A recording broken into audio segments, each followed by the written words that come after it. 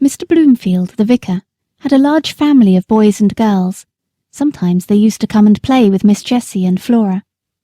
One of the girls was as old as Miss Jessie, 2 of the boys were older, and there were several little ones. When they came there was plenty of work for Merrylegs, for nothing pleased them so much as getting on him by turns and riding him all about the orchard and the home paddock, and this they would do by the hour together.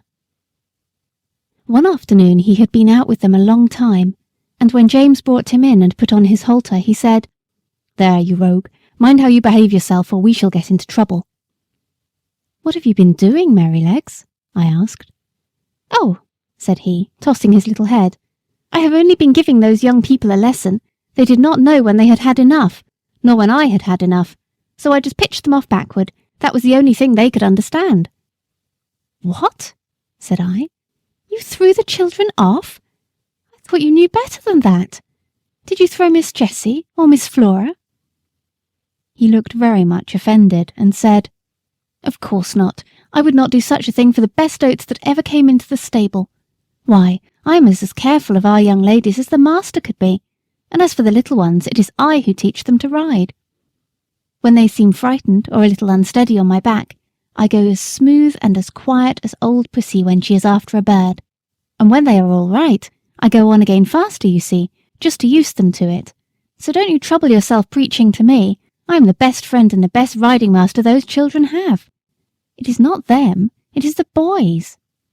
"Boys," said he, shaking his mane, "are quite different. They must be broken in as we were broken in when we were colts, and just be taught what's what. The other children had ridden me about for nearly 2 hours, and then the boys thought that it was their turn, and so it was, and I was quite agreeable. They rode me by turns, and I galloped them about, up and down the fields and all about the orchard, for a good hour. They had each cut a great hazel stick for a riding whip, and laid it on a little too hard, but I took it in good part, till at last I thought we had had enough, so I stopped 2 or 3 times by way of a hint. Boys, you see, think a horse or a pony is like a steam engine or a thrashing machine, and can go on as long and as fast as they please. They never think that a pony can get tired or have any feelings. So, as the one who was whipping me could not understand, I just rose up on my hind legs and let him slip off behind. That was all. He mounted me again, and I did the same. Then the other boy got on, and as soon as he began to use his stick, I laid him on the grass, and so on, till they were able to understand. That was all. They are not bad boys. They don't wish to be cruel. I like them very well, but you see I had to give them a lesson. When they brought me to James and told him, I think he was very angry to see such big sticks. He said they were only fit for drovers or gypsies, and not for young gentlemen."